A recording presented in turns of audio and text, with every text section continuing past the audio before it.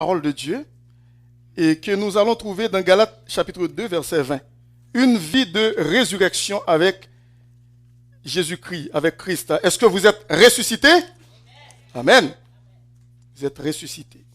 Une vie de résurrection avec Christ. Ça n'a pas fait longtemps depuis que nous avons fêté la Pâque et nous avons commémoré le dimanche de la résurrection de Jésus-Christ. Et parce que Jésus-Christ, notre Rédempteur, a pris notre place en tant que substitut, alors il nous a substitués, il nous a remplacés, c'est pas vrai? Il nous a remplacés pour nous donner la vie, pour mourir à notre place. Dans Galates chapitre 2, verset 20, nous allons voir ce que l'apôtre Paul veut nous faire comprendre ici dans Galates chapitre 2, verset 20. Galates, qui veut dire l'apôtre Paul, un grand serviteur de Dieu qui a écrit pas mal d'épîtres. Et la majorité, sinon, oui, ces épîtres en prison, pas mal d'épîtres. Galates chapitre 2, verset 20, je vais vous lire ce passage. Et c'est pas, ok, l'écran c'est correct, mais vous pouvez m'écouter attentivement, il n'y a pas de problème. J'ai été crucifié avec Christ. Et si je vis, ce n'est plus moi qui vis. C'est Christ qui vit en moi. Amen. Si je vis maintenant dans la chair, je vis dans la foi au Fils de Dieu qui m'a aimé et qui s'est livré lui-même pour moi. Amen. J'ai été crucifié avec Christ, dit l'apôtre Paul. Et si je vis, ce n'est plus moi qui vis. C'est Christ qui vit en moi. Est-ce que vous réalisez que vous avez été crucifié avec Christ? Nous tous qui avons reçu Jésus-Christ dans notre cœur comme notre Sauveur et Seigneur personnel, nous avons été crucifiés avec Jésus-Christ. C'est un fait, c'est une réalité. Ce n'est pas une fable de La Fontaine, mais c'est vrai. Nous avons été bel et bien crucifiés avec Jésus-Christ même lorsque nous n'étions pas encore nés. Nous n'avons pas encore été appelés à l'existence, mais nous étions morts et ressuscités avec Christ. Et l'apôtre Paul dit, si je vis, ce n'est plus moi qui vis, c'est Christ qui vit en moi. Qu'est-ce que l'apôtre Paul était en train de dire ici? Tout d'abord, il faut bien comprendre que avant notre résurrection avec Jésus-Christ, qui étions-nous? Nous étions des vils pécheurs.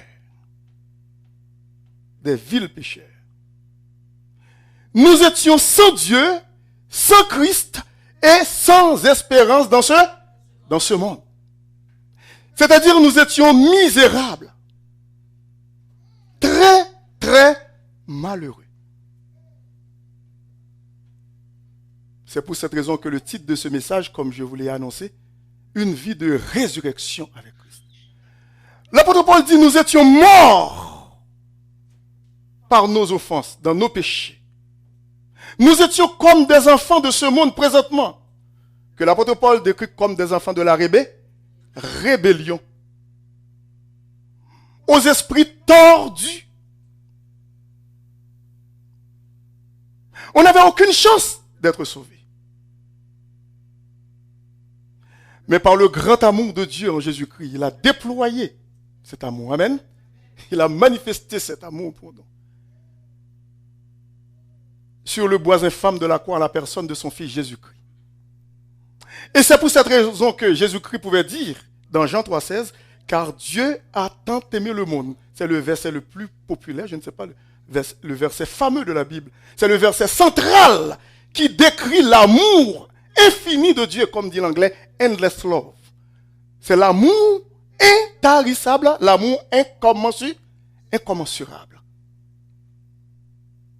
L'amour de Dieu, manifesté en Jésus-Christ pour nous. Car Dieu a tant aimé le monde qu'il a donné son Fils unique, afin que quiconque croit en lui ne périsse point, mais qu'il ait la vie éternelle. La vie éternelle. La vie éternelle. L'apôtre Paul, avant, il était un blasphémateur, mais était un grand judaïsant. Il était un grand persécuteur de l'église de Jésus-Christ. Et il l'a avoué lui-même, sans embâche, qu'il était un persécuteur à outrance. C'est-à-dire, il exagérait dans sa persécution envers l'Église de Christ. Il a persécuté les chrétiens du temps passé, du 1er siècle, avec exagération.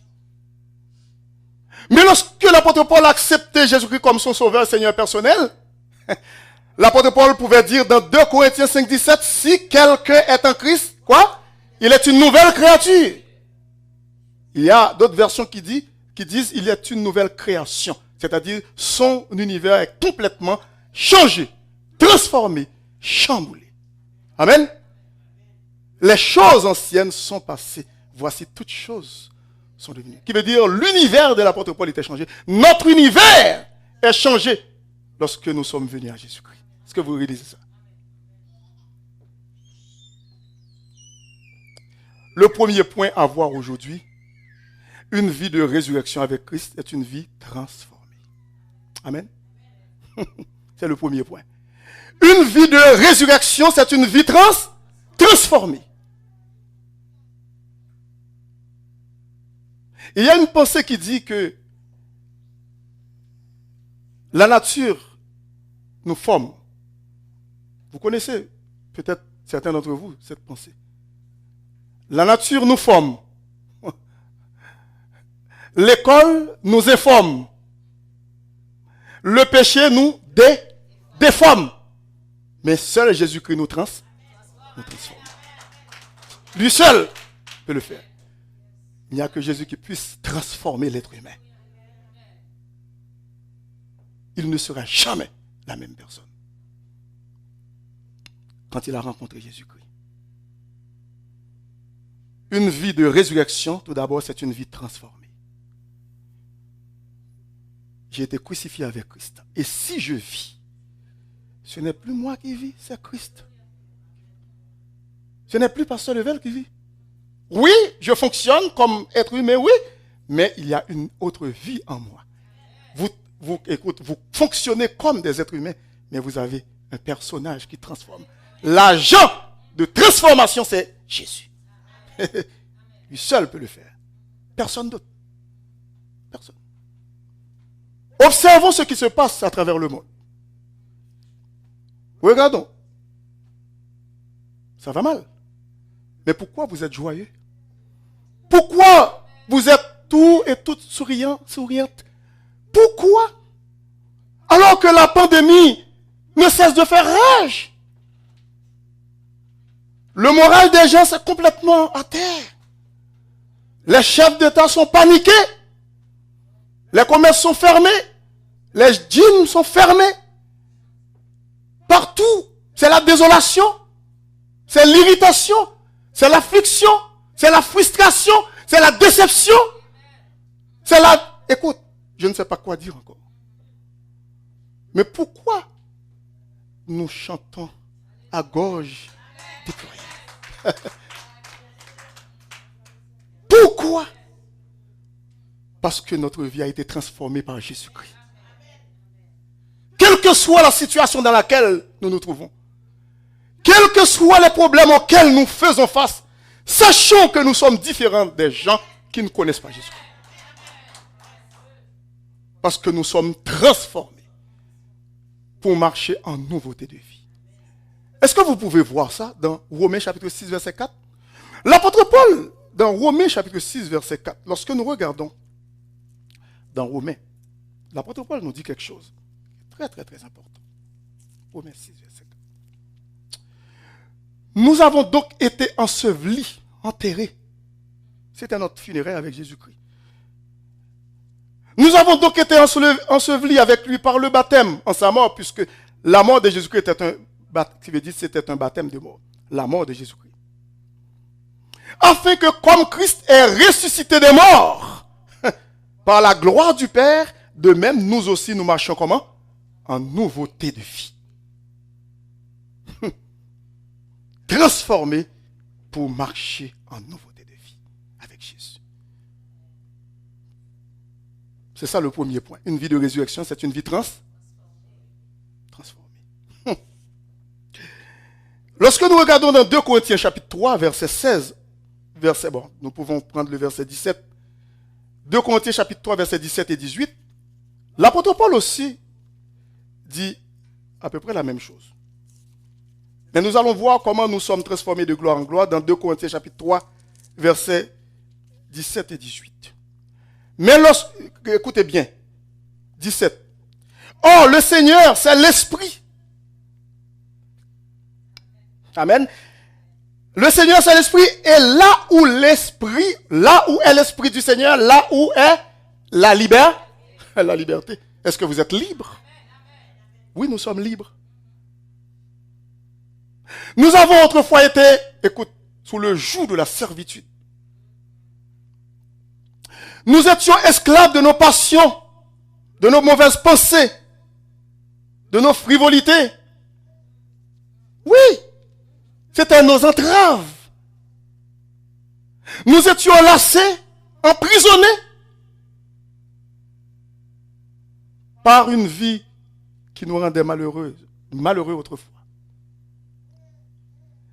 Mais ici, l'apôtre Paul pouvait dire, le verset 17, « Or, le Seigneur, c'est l'Esprit. Et là où est l'Esprit du Seigneur, là est la liberté. » Pas la liberté pour vivre n'importe comment. Non, non, non. La liberté de servir Jésus-Christ. Servir le Maître, le Seigneur. Nous sommes libres pour marcher avec le Seigneur. Libérés de toute entrave. De toute mauvaise habitude. Nous sommes libres.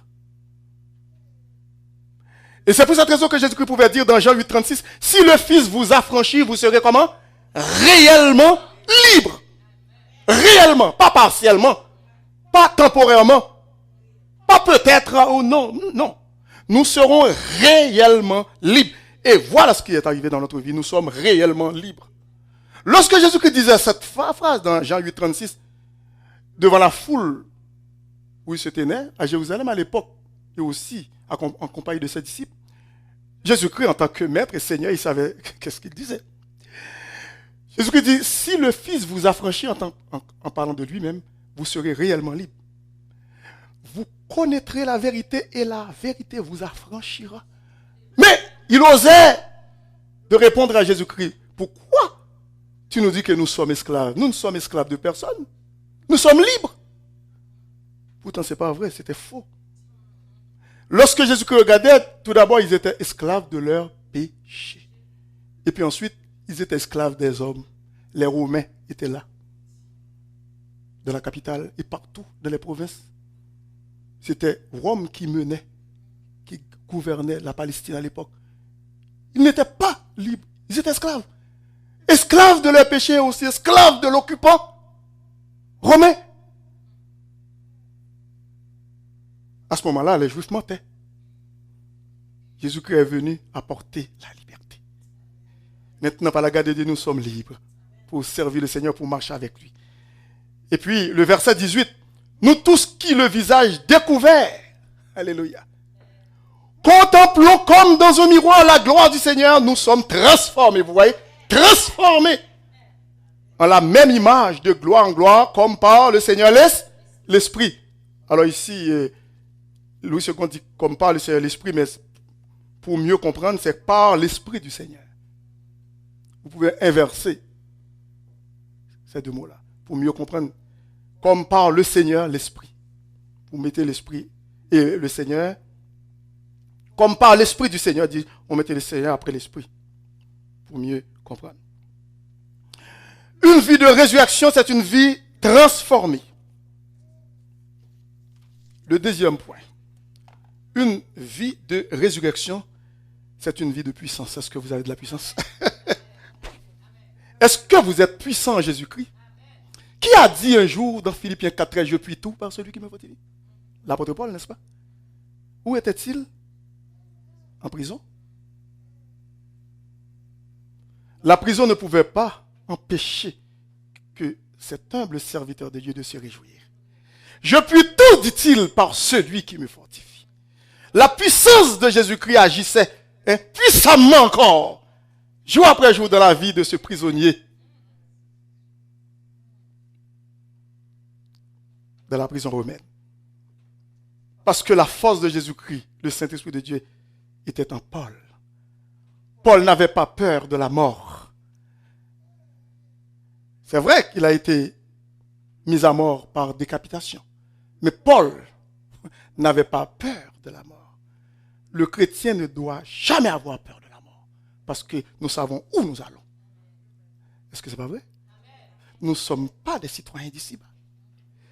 Même lorsque nous avons notre citoyenneté ici dans ce pays, d'abord et avant tout, nous sommes citoyens célestes. Citoyens des cieux. N'est-ce pas? Oui, nous sommes citoyens des cieux. Qu'est-ce que l'apôtre Paul aussi pouvait dire dans Colossiens chapitre 3, verset 1er 1, verset 1er à 4. Si donc vous êtes quoi? Ressuscité avec Christ, cherchez quoi? Amen. Cherchez les choses d'en haut où Christ est assis à la droite de Dieu. Affectionnons-nous aux choses d'en haut et non à celles qui sont sur la terre. Pourquoi? Parce que nous sommes morts. Et notre vie, ça c'est un paradoxe. Est-ce que vous reconnaissez ce point paradoxal? Nous sommes morts et puis nous sommes vivants. C'est contraire à l'opinion publique de dire ça. La Bible nous dit que nous sommes morts et notre vie est cachée avec Christ en Dieu. Quand Christ, notre vie, paraîtra, nous paraîtrons aussi avec lui dans la gloire. Ce n'est pas ma propre vie, mais c'est la sienne. Amen. Lorsque j'ai été transformé, lorsque nous avons été transformés, nous avons reçu une autre vie qui nous rend puissants pour servir le Seigneur. Fort. C'est la vie de Jésus-Christ. Quand Christ, notre vie, paraîtra, nous paraîtrons aussi avec lui dans la gloire. C'est comme un aimant. C'est un aimant. Lorsqu'il paraîtra, c'est notre vie qui paraît avec lui. C'est sa vie qui est en nous. Allez, amen. C'est sa vie qui est en nous. C'est un mystère, mais c'est ça. Est-ce que vous réalisez lorsque vous vous baptisez, vous vous faites baptiser? Lorsque l'apôtre Paul dit que nous avons tous été baptisés dans le Saint-Esprit pour former un seul corps en Christ, quelle que soit la nationalité. Le baptême nous identifie à notre divin Sauveur et Seigneur Jésus-Christ. C'est pour cette raison que le baptême signifie une mort et une résurrection. Qui veut dire, lorsqu'on plonge la personne, elle est morte. Parce qu'on ne la voit plus. Elle est dans l'eau. On ne voit pas la personne. Hop, on la relève. Wow, c'est la résurrection. Pourquoi? Écoute, comment on enterre une personne? Comment on pose un mort dans un cercueil? Dans quelles conditions? Quelle position dis-je? Sur le dos. Voilà pourquoi on baptise quelqu'un sur. Voilà. C'est l'image de la mort et de la. On n'a jamais baptisé aucun chrétien sur le ventre. Ça n'a aucun sens. Parce qu'on n'enterre pas un mort sur le ventre. Mais on dispose son corps dans un cercueil sur le dos. Et bien lorsque nous baptisons quelqu'un dans une rivière ou dans une piscine ou un baptistère, un chrétien ou une chrétienne, c'est sur le dos pour mieux présenter l'image de ses funérailles, de son enterrement avec Jésus. Et puis lorsqu'il va être relevé de l'eau, il veut dire il est ressuscité, c'est le jour de la résurrection. Alors, une vie de résurrection avec Christ, eh bien c'est une vie transformée. Une vie de résurrection avec Jésus-Christ, c'est une vie de puissance. Une vie de puissance.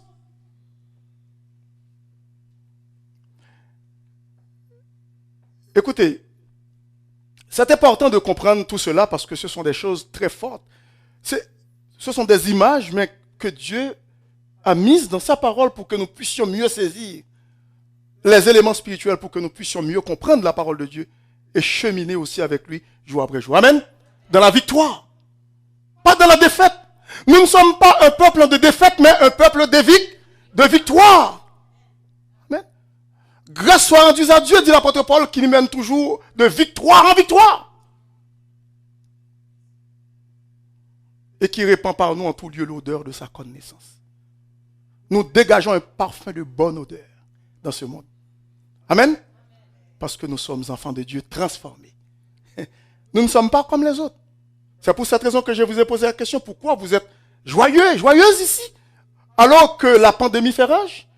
Nous sommes dans la 2e année. On ne savait pas que ça allait durer comme ça. On ne sait pas quand cela va finir, mais lui seul, il sait. Il sait. Ce n'est pas une raison pour être triste, mais non, parce que nous avons Jésus-Christ dans notre vie. Nous sommes joyeux, nous sommes heureux. Le 3e point, avoir une vie de résurrection, eh bien, c'est une vie de détermination. Amen. J'ai été crucifié avec Christ et si je vis, ce n'est plus moi qui vis. Maintenant, c'est Christ qui vit en moi. Eh bien, je suis déterminé à marcher avec le Seigneur. De victoire en victoire. Par sa grâce.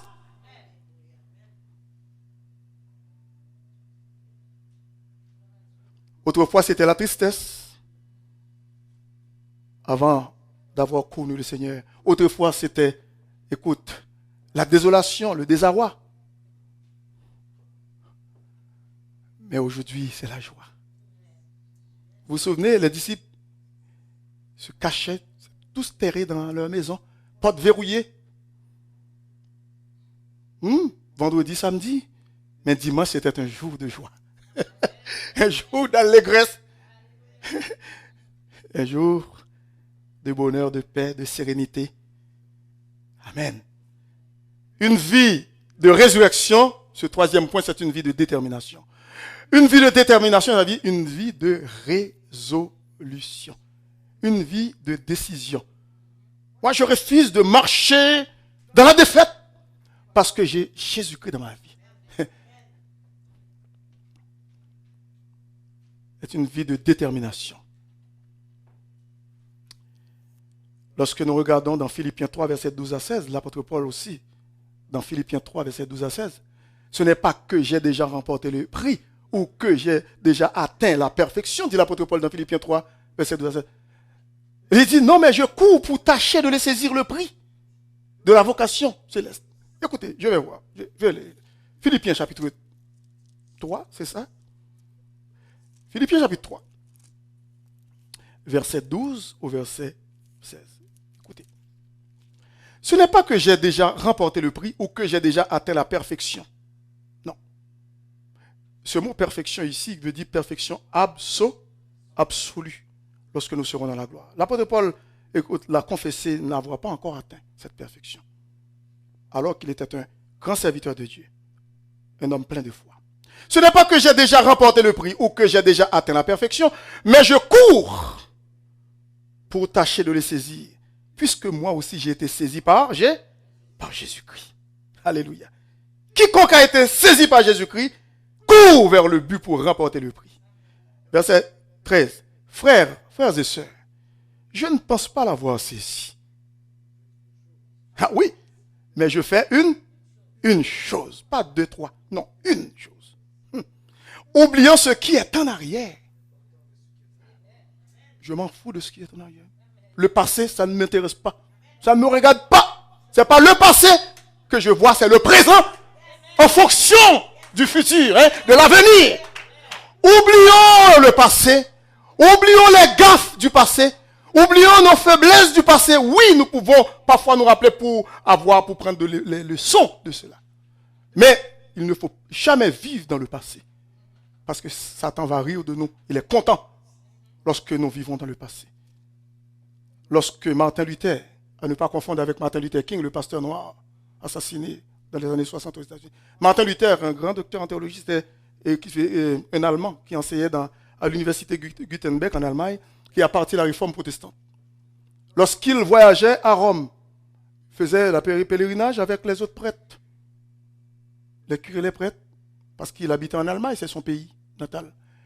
Et puis lorsqu'il regardait les gens, les pauvres, les malheureux, misérables, sans espoir, qui mettaient leur confiance dans les humains, dans la papauté de l'Église catholique, ces gens-là montaient, faisaient les génuflexions, montaient sur leurs genoux, les marches d'escalier, oui, de Saint-Pierre.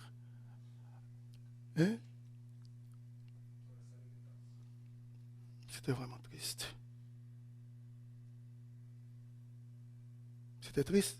Lui, il regardait toujours ces pèlerins qui faisaient le pèlerinage. Cette grande église catholique, cathédrale de Saint-Pierre, comme on dit la basilique de Saint-Pierre à Rome, construite sur le dos des fidèles à cause de leur ignorance. Oui, la vente des indulgences. Oui, c'est ça qui pouvait construire cette grande basilique. Martin dit, Seigneur, est-ce que c'est vrai? Ce que je vois, est-ce que vraiment c'est dans ta parole? Est-ce que nous ne sommes pas éloignés?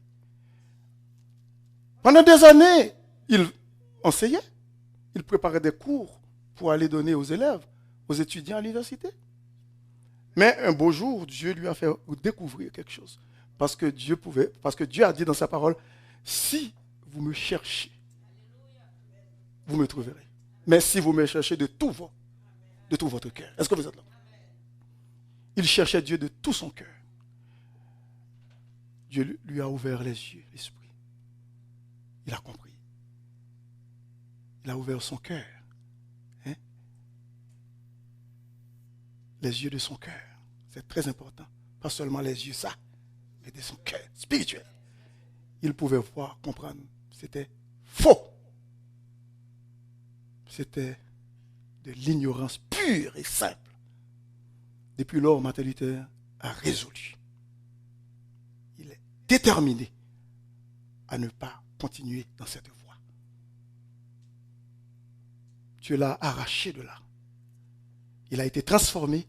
Maintenant, il est déterminé pour servir le Seigneur, qui est le chemin, la vérité et la vie. Il a parti cette réforme protestante. C'est ça, le protestantisme. C'est ça. On le cherchait pour le tuer, pour le mettre à mort. Mais son pays natal, l'empereur à l'époque, en Allemagne, lui donnait protection parce qu'il était un homme très instruit. Et puis, ses étudiants aussi, écoute, formaient comme une sorte de barrage pour lui, qui veut dire comme des gardes du corps, sauf conduit, pour lui donner sécurité. Mais c'est Dieu qui était sa sécurité.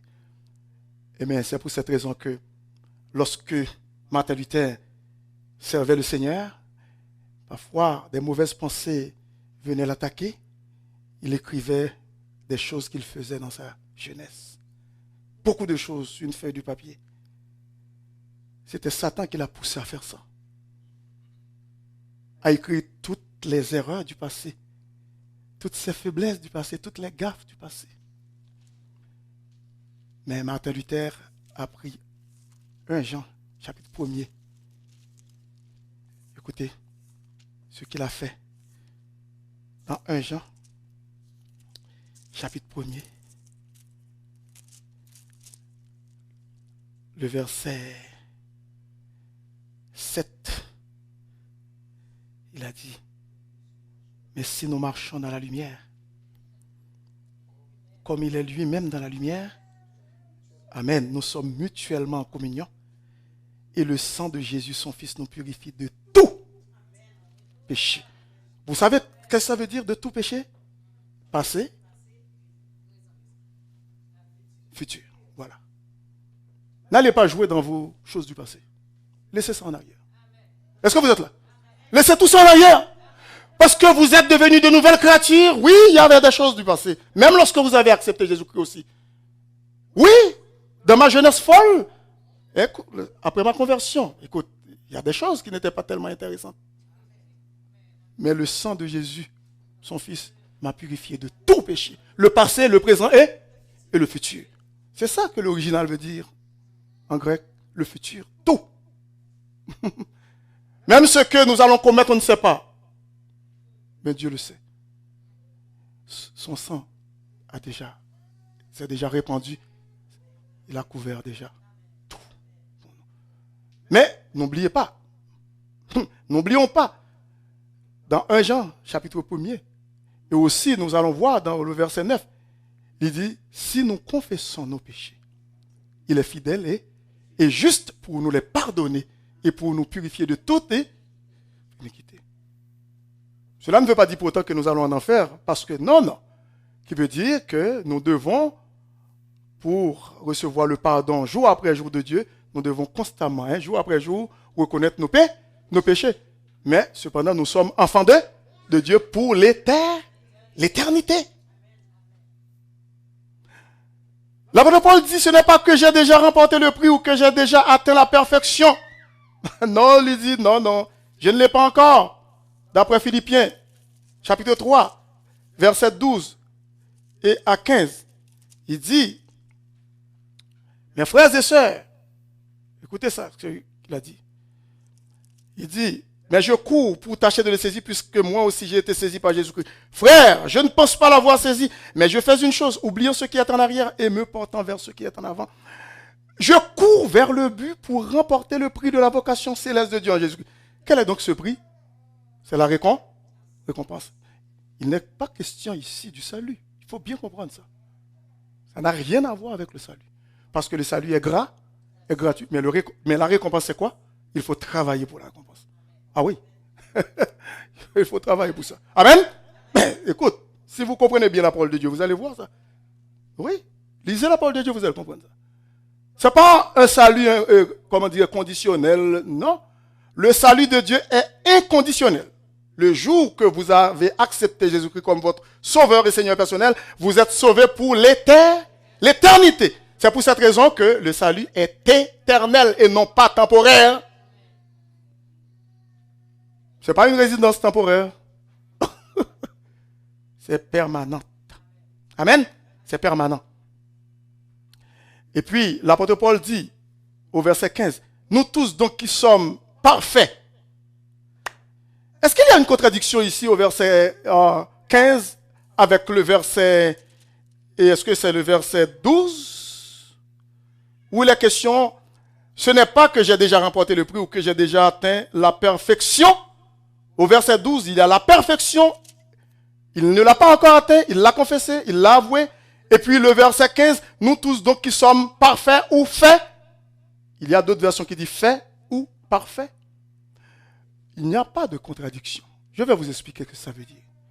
Le premier mot ici qui dit perfection, c'est une perfection absolue dans la gloire. Mais ici, ce deuxième mot qui dit nous qui sommes des hommes faits ou parfaits, parce que fait ou parfait, dans l'original en grec, c'est la même chose. C'est la maturité spirituelle. Est-ce que vous êtes là avec moi? Un chrétien mûr est considéré dans le langage théologique, biblique, un homme parfait. Une femme parfaite. C'est-à-dire ayant la maturité spirituelle. Parce que le mot tamin en hébreu, c'est tamin en hébreu, qui signifie parfait. Mais en grec, c'est téléos, qui signifie parfait. Mais c'est la maturité spirituelle. Vous vous souvenez que Jésus-Christ avait dit ça dans Matthieu 6, 48 et 5, 48? Soyez donc parfaits comme votre Père Céleste est parfait. Est-ce que vous pensez que c'était une perfection absolue qu'il nous demandait, qu'il nous exigeait? Alors qu'il savait que personne ne serait jamais parfait ici-bas. Tant et aussi longtemps que nous sommes ici-bas, nous ne connaîtrons jamais la perfection. C'est parce qu'il y avait quelque chose qui était en ligne de compte. Il y avait un contexte dans lequel Jésus-Christ le disait. Parce que les Juifs de son temps aimaient les gens qui les aimaient. Les pharisiens saluaient les gens, leurs compatriotes, les Juifs. Ouais. Et puis, ils ne saluaient pas les Samaritains. C'était des pourris, des mécréants, qui ne sont pas des religieux, qui n'ont aucune conscience religieuse. Et puis, Jésus-Christ voyait qu'il y a une discrimination dans l'amour.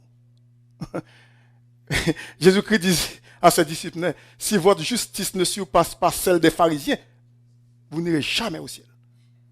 Wow, c'était tellement impossible parce que les disciples, lorsqu'ils regardaient les pharisiens, c'était des gens parfaits. C'était des gens, écoute, c'était pur à leurs yeux. Avec leurs grandes robes, phylactères. Mais c'était des hippos. Parce qu'au-dedans d'eux, Jésus-Christ a vu ce qui était dans l'homme. C'est le cœur. Et dans le cœur, si le cœur est mauvais, ça va pousser la personne à faire des mauvaises choses. Mais si le cœur est purifié, non, il marche dans le bon chemin. Amen. Eh bien, nous avons besoin d'un cœur pur. Eh bien, ce cœur-là, nous l'avons en Jésus-Christ. Amen. Nous tous, donc, qui sommes parfaits ou faits, ayons cette même pensée. Et si vous êtes en quelque point de notre vie, Dieu vous éclairera aussi là-dessus. Nous n'avons pas à nous battre avec quelqu'un pour lui faire comprendre des choses bibliques. Nous pouvons prier le Seigneur que le Saint-Esprit de Dieu puisse l'éclairer. C'est pour cette raison l'apôtre Paul pouvait dire, même lui, il ne pouvait pas le faire. Il dit que Dieu vous éclairera aussi là-dessus pour les divergences d'opinion. Mais, le verset 16, seulement au point où nous sommes parvenus, marchons comment? De même pas, puisque nous avons été transformés et nous sommes déterminés pour servir le Seigneur. Amen. Il y a d'autres points, mais je vais m'arrêter, disons, au 4e point. Et je vais laisser les autres points peut-être pour une prochaine fois, si c'est ça, si Dieu le permet. Une vie transformée ou une vie de résurrection, dis-je, avec Christ, c'est une vie de foi. Amen. N'oubliez pas que le premier point, c'était une vie transformée. Le deuxième point, c'est une vie comment? De puissance. Troisième point, une vie de détermination. Et puis, quatrième, une vie de foi. Est-ce que nous marchons par la foi? Comment nous sommes arrivés à Jésus-Christ? Par la foi. N'allez pas me dire que vous connaissez Jésus-Christ en personne. Bon, vous ne le connaissez pas en personne, puis vous croyez en lui 2000 ans après? Il est venu. Qu'est-ce qui vous fait croire qu'il y avait un personnage vraiment qui était venu 2000 ans de cela? Par la foi. Il nous a laissé sa parole. Parce que la foi vient de ce qu'on entend, et de ce qu'on entend vient quoi? Voilà. Alors vous pensez que vous allez plus croire en Napoléon Bonaparte parce qu'il a existé? Alors vous ne l'avez pas vu? Il y a des gens qui disent qu'ils sont athées. Athées de qui? Quoi? Pourtant ils croient en Napoléon, ils croient dans Hitler. Alors ils ne sont pas même, ils n'étaient même pas encore nés à l'époque. Mais ils ont entendu des histoires d'eux. Pour voir l'imbécilité de l'homme. Ils croient dans l'homme, mais ils ne croient pas dans le Créateur. Par la foi. Les héros du temps passé. Lisons, par exemple, lisez l'Épître aux Hébreux, chapitre 11, vous allez voir, vous allez découvrir les merveilles, les trésors des gens, des héros de l'Ancien Testament. Ces gens-là qui vivaient par la foi. C'était deux extrêmes. Dans l'Ancien Testament, ils ne connaissaient pas Jésus-Christ en personne. Tout comme nous n'avons pas connu Jésus-Christ en personne, mais par la foi. Ils sont sauvés par la foi. Comme Moïse, Abraham, Isaac, Jacob. Jésus-Christ n'était pas encore là. C'était deux extrêmes. L'ancien et le nouveau. L'ancienne alliance et la nouvelle alliance. Les gens qui ont connu Jésus-Christ en personne, c'était au 1er siècle. Est-ce que vous êtes là? Mais oui. Abraham marchait par la foi. Sarah, sa femme aussi. Ils avaient des faiblesses. Mais cependant, ils marchaient par la foi. Moïse. Lorsque nous regardons Moïse qui refusait d'être, maltraité. Comment dirais-je? Il préférait d'être maltraité avec le peuple d'Israël, avec ses compatriotes, au lieu de jouir pour un petit temps dans le péché. Parce qu'il regardait les trésors, qui veut dire qui lui attendent au ciel. Lorsque nous regardons dans Hébreux chapitre 11, regardons ce que ici l'auteur de cette épître nous parle de ces gens-là. On dit c'est par la foi, 11 verset 8, qu'Abraham lors de sa vocation obéit et partit pour un lieu qu'il devait recevoir en héritage et qu'il partit sans savoir où il allait. C'est par la foi qu'il vint s'établir dans la terre promise comme dans une terre étrangère habitant sous des tentes, ainsi qu'Isaac et Jacob, les co-héritiers de la même promesse. Les mêmes promesses qui ont été que Dieu avait faites à Abraham, il les a faites aussi à leurs enfants, à ses enfants, dis-je, et Isaac et Jacob. Le verset 10 dit pourquoi? Eh bien, car il attendait la cité qui a de solides fondements, celle dont Dieu est l'architecte et le constructeur. Amen? Par la foi. Et lorsque nous regardons au verset 17, c'est par la foi qu'Abraham offrit Isaac lorsqu'il fut mis à l'épreuve et qu'il offrit son fils unique, lui qui avait reçu les promesses et à qui il avait été dit, en Isaac sera nommé pour toi une postérité. Il pensait que Dieu est puissant, même pour ressusciter les morts. Ah. Vous êtes là? Amen. Qui veut dire, il pensait que Dieu est puissant, même lorsque il arrive à crucifier, ou du moins, qui veut dire à sacrifier son fils, Isaac, de qui il attendait la promesse. Parce que c'est de Isaac que la promesse devait se réaliser. Voilà que Dieu lui demande encore Isaac. Il n'a pas bronché. Il a offert à Dieu Isaac. Il est allé, il était sincère dans son cœur. Il a pris le couteau en dernière minute.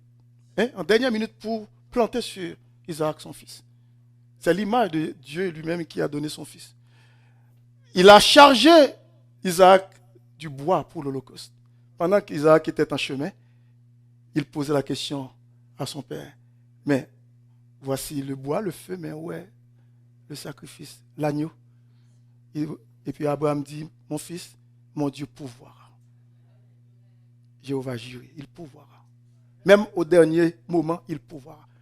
Même lorsque je ne comprends pas, mais il va pouvoir. Parce que c'est lui qui me commande, je dois le faire. Il est puissant pour le faire. Il l'a chargé des bois pour aller. Comme Jésus-Christ s'est chargé de la croix. Jésus-Christ, écoute, c'est l'image qui veut dire, Isaac, c'est l'image de Jésus-Christ. Jésus-Christ n'a pas été panier, mais Isaac a été panier. Hein? Parce que lorsque Abraham allait planter le couteau, et puis une voix se fit entendre du ciel. Abraham, non, ne fais point de mal à l'enfant. Lorsqu'il regardait, il voit un bélier qui était déjà retenu dans un buisson. C'était Jésus. C'est lui qui a pris la place d'Isaac. L'agneau de Dieu qui ôte le péché du monde. C'était un type de Jésus-Christ, cet agneau qui a été pris, que Dieu l'a pris pour remplacer Isaac. Il a pris nos péchés, comme dit le cantique, qu'il nous a délivrés. Il est attaché à la croix. Oui. Si vous lisez tout ça, et lorsque vous regardez aussi, comment que quelqu'un peut dire aux gens qui l'accompagnaient, des serviteurs qui l'accompagnaient, avec Isaac aussi, on va adorer, nous allons, le jeune homme et moi le jeune homme, nous allons adorer le Seigneur sur cette montagne, nous reviendrons.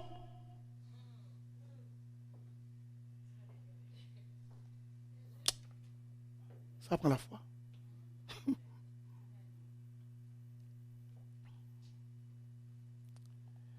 Et lorsque nous regardons le verset, pour terminer, lorsque nous regardons le verset 24, Hébreux 11, c'est par la foi que Moïse, devenu grand, parce qu'il a été élevé par la fille du Pharaon dans le palais, en Égypte, refusa d'être appelé fils de la fille de Pharaon.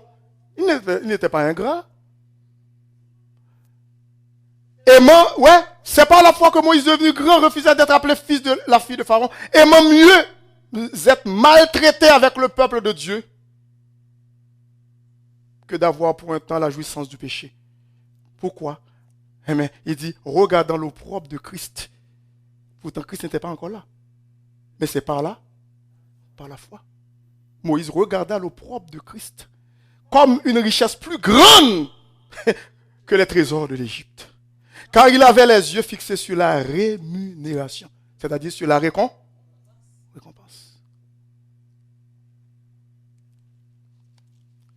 Vous savez bien,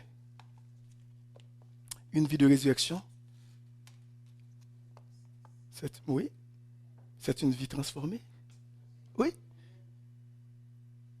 Seule une personne transformée peut agir comme ça, peut marcher devant la face de Dieu comme ça, peut parler d'une manière différente des humains qui ne connaissent pas le Seigneur. Une vie de résurrection, c'est une vie transformée. Une vie de résurrection, c'est une vie de puissance. Une vie de résurrection, c'est une vie de détermination, de résolution. Une vie de résurrection, c'est une vie comment? Hein? Vous avez oublié? Une vie de foi? N'est-ce pas? Mais que le Seigneur nous aide à vivre cette vie de résurrection. Parce que seuls les chrétiens qui ont Jésus-Christ dans leur vie ont cette vie de résurrection. Seuls les chrétiens vont entendre le son de la trompette, même lorsqu'ils sont dans le tombeau. Que le Seigneur nous aide à manifester cette vie jour après jour. Et l'apôtre Paul, pour terminer avec ce verset, ce n'est pas en vain que nous servons le Seigneur.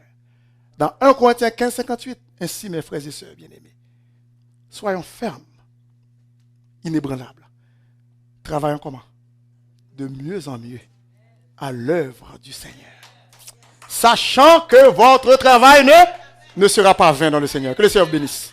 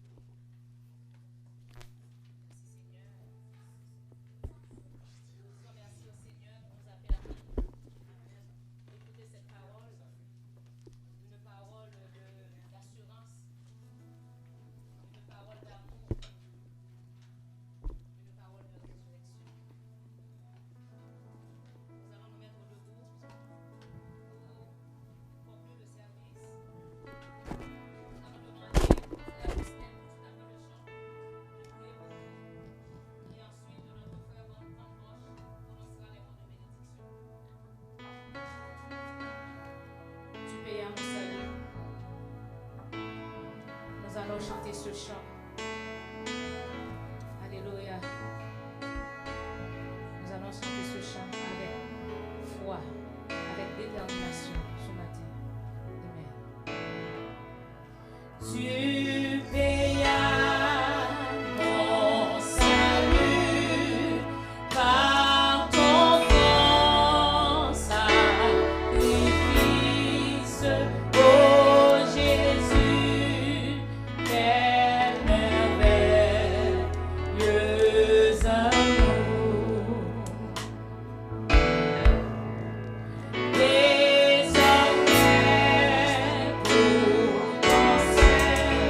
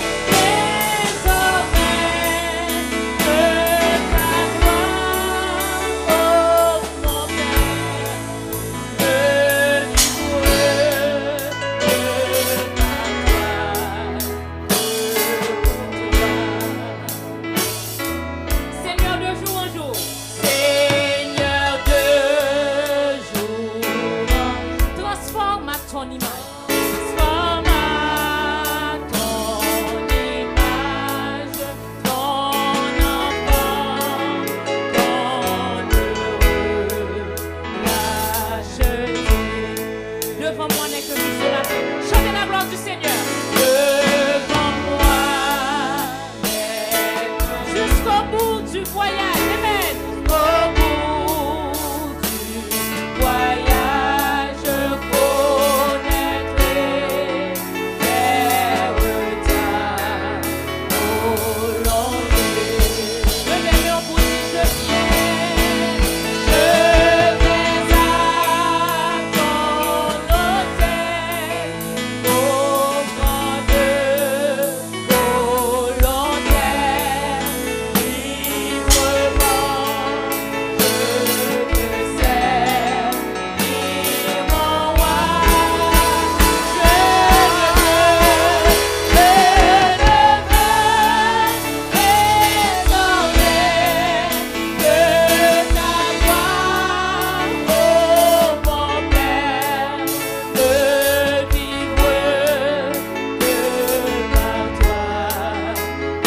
ne disons je viens à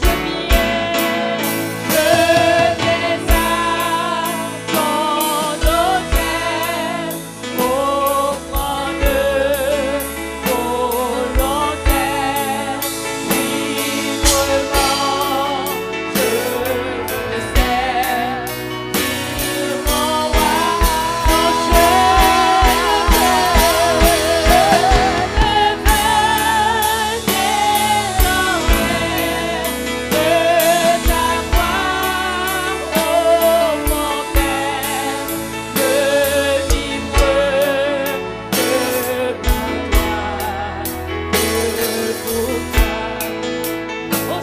autel, offrande volontaire, librement je te sers, dis-moi moi,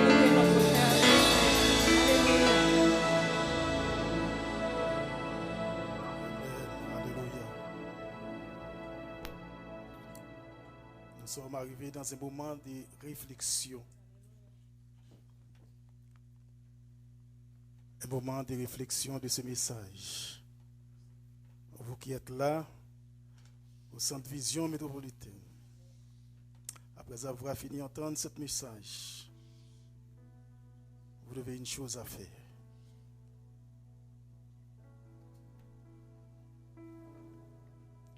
Même si vous avez oublié tout, mais le quatrième point, qui est la foi en Dieu, il ne faut jamais oublier ça.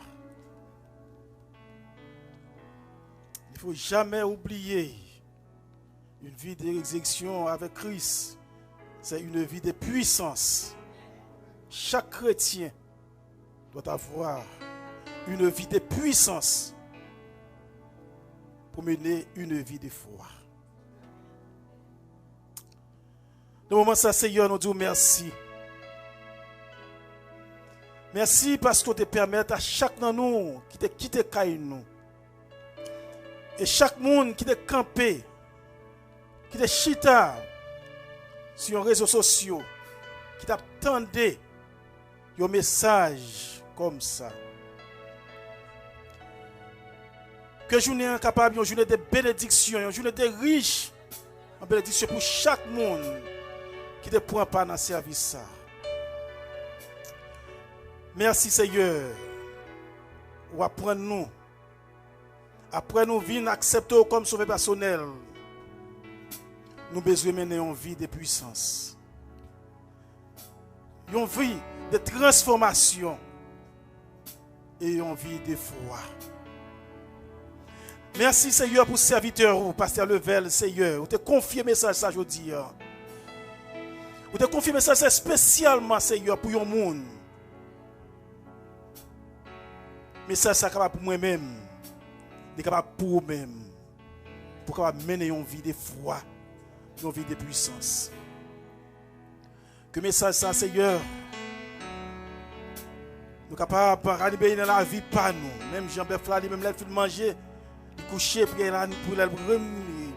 manger, surtout manger. Permettre Seigneur que chaque de nous finisse entendre un message pareil. Pour nous prendre une résolution, pour nous marcher ensemble avec vous par la foi. Merci Seigneur, parce que vous permettez petit tout, malgré les circonstances dans la vie, vous permettez nous quitter caille nous pour nous venir adorer en esprit en vérité.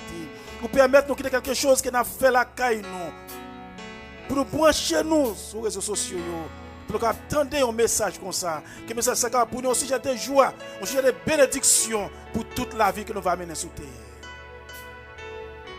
Mes serviteurs au Seigneur, nous demandons au Seigneur combler en abondance afin que la prochaine fois, Père, pour que nous nous saquer ou confier pour que nous porter comme messager les paroles.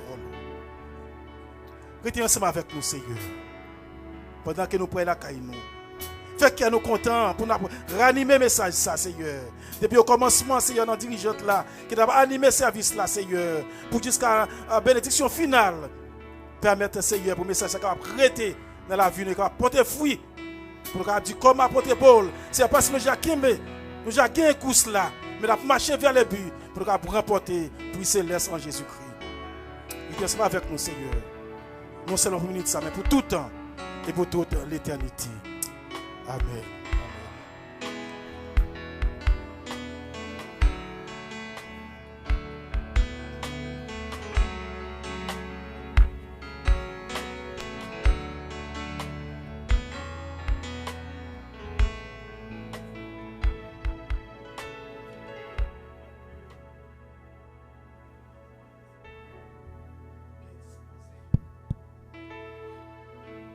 La foi,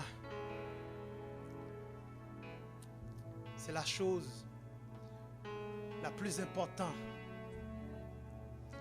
C'est de faire confiance à l'Éternel.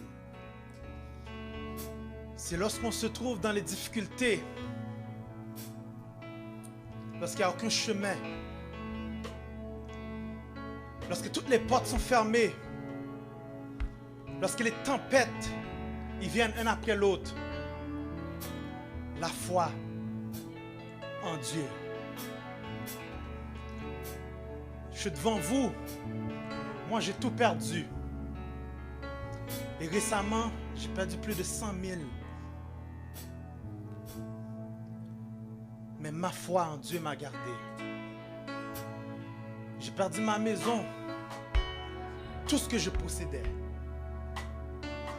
Je suis dans un appartement parce que quand il pleut, l'eau rentre dedans. Mais la foi m'a gardé. Votre foi en Dieu, prenez-les vraiment au sérieux. Parce que peu importe ce qui arrive, avec Dieu, nous ferons des exploits. À cause de ce qui m'arrive, j'ai transféré le peu qui me reste ailleurs. J'ai pris d'autres solutions et j'ai pris d'autres décisions. Parce qu'avec Dieu, je ferai des exploits. Vous allez, tout le monde debout s'il vous plaît. On va lever la main droite vers le ciel. Touchez votre cœur. La parole de Dieu nous dit que rien n'était possible à Dieu. Peu importe les difficultés. Si vous vous rappelez, on chantait qu'on était ici. Jésus va rouler roche là. Notre Dieu est